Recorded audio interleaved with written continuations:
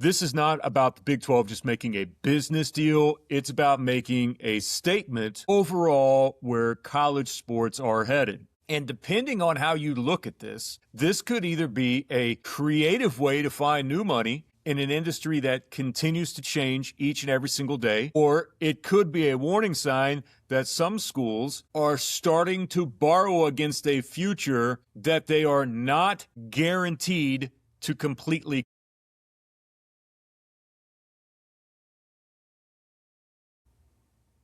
Hey, what's up, everyone, and welcome into Oklahoma's Own Sports. My name is Jeremy Poplin, and this is something that you're going to see we're going to start doing a little bit more of, which is diving a little bit deeper into some of the big conversations surrounding sports that impact not only our local teams, but the sports that we love and the sports that we cover. So today we're going to dive into the private equity deal with RedBird, Weatherford Capital, with the Big 12, what that means moving into the future, and is this a good thing?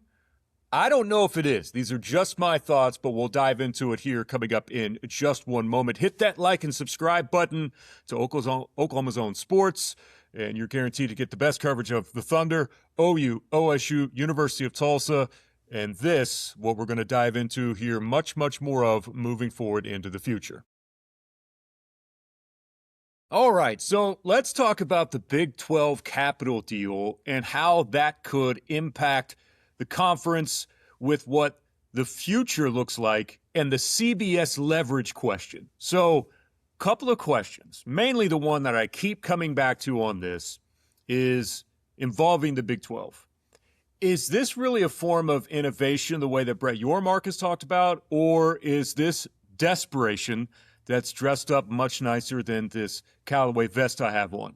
Because to me, this is not about the Big 12 just making a business deal. It's about making a statement overall where college sports are headed.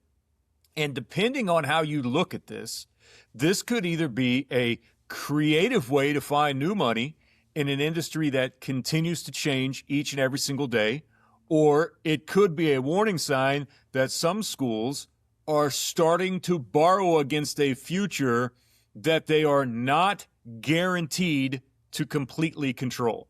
That's one of the big question marks to me about this entire scenario. So what happened?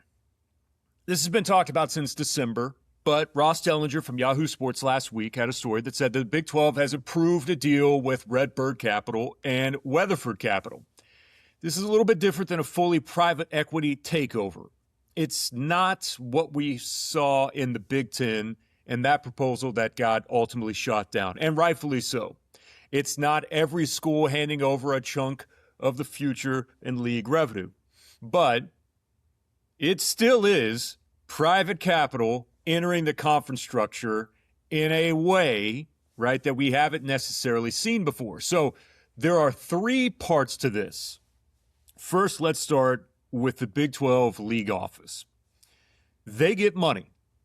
Somewhere, according to the report from Yahoo, in the neighborhood of $12.5 million, potentially up to $25 million to invest in, well, various ideas, whether that's, let's just call them revenue-generating ideas. That all sounds fine. We know how Yormark operates. He's been very, what was the line? We're open for business. Every conference is trying to figure out how to make more money. New media, various events, new sponsorships. I mean, Yormark is kind of king of that, right? New commercial opportunities. That's the world that we're in now. Because of the actions of everyone involved in the sport, it is a money-hungry, just cash grab right now. Second, the league does get a strategic relationship with RedBird. Now, to the everyday fan, that may be like, who cares? But it could be one of the more important long-term elements of this deal because RedBird has connections across sports, media, and entertainment. The Big 12 is basically saying, hey, we need help thinking more like a professional sports property. No matter what anyone says about college sports and how terrible that it is right now, don't professionalize my college sports. Well, that's where we're at right now. And then there's a third part. So each Big 12 school has the option. And I think that's important here. The option to take a one-time payment, capital infusion of up to $30 million. Not every school has to take it. Some probably won't. We saw a story yesterday from the University of Houston saying, we're good. But when you have a Fertitta that is helping float some of the athletic department, a lot of it, they're probably not going to. Who knows? Texas Tech probably won't. Utah already has their own version of a private equity partnership that they have within their own department. Who knows? Arizona State, Baylor, they may look at this and say, you know what? We don't really need to do this. We don't like the terms, which, by the way, to me is very smart. Very smart. But the schools that do take it, that is, to me, where things get very interesting.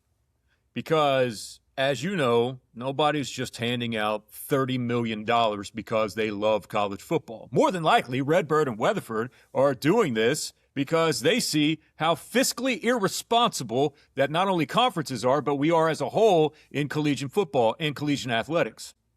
This is not because they want to do this for the warm and fuzzy feelings. There's an expected return, and they know that this gamble more than likely is going to pay off because there's interest. There's the repayment. And where does that payment come from? Well, according to the initial report, is that that's going to come from the future conference distributions. What drives those? It's media rights. You heard me mention CBS a little bit earlier. Now, let me just say, the company I work for, Griffin Media, has an affiliation with CBS, so I need to throw that out there. But the Big 12's current media deal is primarily ESPN, Fox. That will run through, early 2030, 2031. So everyone's pointing to 2031 as the potential big year. When that deal comes back up, the league is going to be looking for partners. This is where the league could, I need to stress that, really use that RedBird connection, and that could make things very interesting moving forward because RedBird's ties to Paramount. Paramount owns CBS, and Paramount is positioned. You've seen this already with a lot of different sports. They're positioned to take a stronger hold in the sports media world. TNT's enter the conversation. They've already had a couple of games with TBS, college basketball games. I mean, HBO Max included in this. So now you've got a Big 12 capital partner that has influence and a partnership with potential future Big 12 media partners. And you might be saying, so why is that a bad thing? Doesn't that position the Big 12 conference? Maybe. The Big 12 could probably say, hey, this relationship has helped us. Get in the room with CBS is the wrong term because they could get in the room. But when you have a financial tie into both, it could help land what could potentially be a major broadcast partner and could help the Big 12 increase their value in 2031. It could help close the gap with the SEC and the Big Ten. By the way, that's not happening no matter what the size of their deal is with CBS. Did you just see the Big Ten dished out $1.3 billion? I mean, Purdue's making over $76 million. Purdue. So that's the optimistic version. I think we had to start with a very positive side. I tend to lean more towards the darker side. So here's what happens to your leverage with people that are helping fund your schools, that also have a connection to media companies, and that they may want to buy your rights. That sound great? That's the part that I think everyone should be very wary about. And I know, mainly everyone just wants to focus to what happens on the field, but this has such a big impact, which is the reason why we're talking about this today. So let's just say if you're a school that took that money and you have to pay it back through your future conference distributions. As has been talked about nationally, I think you have to bring up the fact that at least question whether or not you're really negotiating from a strength when the next TV deal comes around. Are you? Or are you already boxed in? Are you pigeonholed? Let's say that CBS and Paramount are actually in the mix for the Big 12 media rights in 2031. So if RedBird is actually tied to both sides of that world, they're lending capital to the schools, they're connected to Paramount, and then the Big 12 has to be careful, isn't even the word here. The league has to be able to say and come through it honestly that it chose the best media deal for its long-term viability in the future. Not just the deal that helped make this financial structure actually work. How much leverage are you actually giving up if you're banking on your future media rights? Does anyone think about this stuff? I mean, I think in college, we think about things in very short-term frames. There's a difference between a great media partner and a convenient media partner. And RedBird Capital and Paramount, who knows, maybe they're working behind the scenes to make that a convenient partner. So that is the leverage question that I think ultimately not only do I have, but I think a lot of other people in the media have. If the Big 12 can just say, hey, we're clean, you go to ESPN, Fox, CBS, TNT, Amazon, Apple, whoever, because some streamers are going to jump into this, and you say, give us your best offer. But, man, if you already have schools that are in debt to a partner that has ties interwoven in one of those potential bidders, God, that negotiation does not feel good at all. It just doesn't. That's why it feels like free money, less like free money. And I've heard this mentioned, and I don't think there's any better way to put this. This feels like it could be a version of a payday loan with a high interest payback. You might get the cash right now. You might use it to buy multiple things, right? A quarterback. Maybe you could fund your basketball roster. You get to try to keep up in the NIL world. You might use it to make a 2 or 3 year push before whatever version of college football comes next, or college basketball. Same day with a payday loan, right? You're going to use it as medical bill that's due. I got to pay it right now. I just need cash right this instant. They're going to turn the power off. All right, yeah, you can have it now, but guess what? When that bill comes due, that how many other percent, 300-400% of what you just borrowed, man, there's a reason why these things are predatory. This feels predatory. What do you have left if you're a school and you're using that in the short term? So that's the biggest issue here. $30 million sounds like a lot of money until you start to look around and compare the budgets in the SEC and the Big Ten. Is that really going to help you close the gap? Maybe in wins and losses, and you hope that can generate funds. It might help you make a splash. It might help you close that short-term gap. It might help you win a battle in the portal for a high-profile player, maybe even a couple of them. But does this permanently change your spot, your pecking order with where the sport is at right now? I don't think so. It darn sure doesn't make you any of the higher profitable schools in the Big Ten at all. It doesn't make you the higher profitable schools in the SEC. It doesn't do anything in terms of that. It gives you, in my opinion, strictly my opinion, a temporary boost. But the thing is that this has so many strings attached to it. And that's why, to me, this is a very dangerous moment for a particular class, which we could just label middle class of college football. And I don't mean that to be demeaning. I'm speaking of the Big Ten, who's up here, the SEC, who's here now financially, and then the rest of college football, which would be the middle class where the Big 12 is trying to fit in. This is about survival in a world in which the SEC and the Big Ten have more money and they've got more leverage. That's just the way that it's going to be moving forward. And I don't see anything changing that unless we have a drastic change the way that college works in general. So, man, you're trying to find new capital. You're trying to be this version of professional sports that you can, and you're trying to make sure that you're not getting left behind. But, there's a big difference between finding new money and mortgaging your future. And that's the part where schools, conferences have to be honest about what's happening right now. If a school takes $30 million, fans are going to ask, ultimately, hey, what's the return on this? What are we getting right now? Where can we go out and start spending this, right? You get that cash in hand, it's just burning, just burning. Do I go to the casino? Do I actually be responsible for this? Are we getting a better football team? Are we getting a better basketball roster? Are you going to put this into facilities?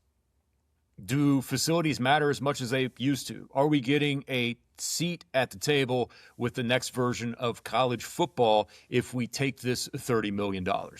Or is this a Brendan Sorsby situation where you get that dopamine rush making bets on your phone? Not for hundreds of dollars, for $1 on a baller strike. $30 million does not last long in this fast-paced college football world we live in. $5 million on the quarterback, spend millions more on roster retention. You can upgrade facilities. You can invest in athlete service. You can try to keep up for a couple of years, but ultimately that bill still comes due, even if you've started to win at a higher rate. Here's the other side of that. What if the wins don't come? What if you still owe that money? And the money is due when the next media rights deal is being negotiated. Then suddenly that league's leverage becomes the overall story in this. And that's where the players in this, like CBS, matters. CBS could ultimately be a great partner for the Big 12. And this is all forecasting a lot of things that we don't know about because, man, there could be so much change before we get to 2031. It gives the league another major broadcast window. Yes, it gives them more national visibility. And it's probably something that CBS should think about since they gave up the SEC, but now they kind of have their hands in the mix of others. It does give the Big 12 a chance to diversify beyond the ESPN and Fox, but, man, that league cannot be in a position where it needs CBS more than CBS needs the Big 12. It has to balance out. That's how you lose leverage. And that's how you end up taking a deal that solves what is a short-term financial problem instead of it potentially being the best move from a strategic standpoint. And if there's one thing that we have learned in college sports, that you've been down this road before, schools chase money, conferences chase money. Everyone says that it's about the innovation, that it's about the modern world of college sports and trying to stay competitive. But more and more and more, sometimes it's just about debt. Just like life, sometimes it's just about borrowing against tomorrow because today feels a little bit uncomfortable. And that's the question to me for the Big 12. Is this really a smart move for us to bridge to the future or not?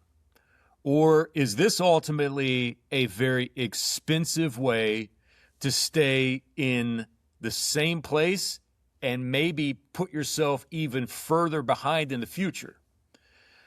Because if the Big 12 can use this relationship to build new revenue and attract new media partnerships to actually strengthen its schools and then create this long-term value, then maybe this looks like a smart move 5 years from now.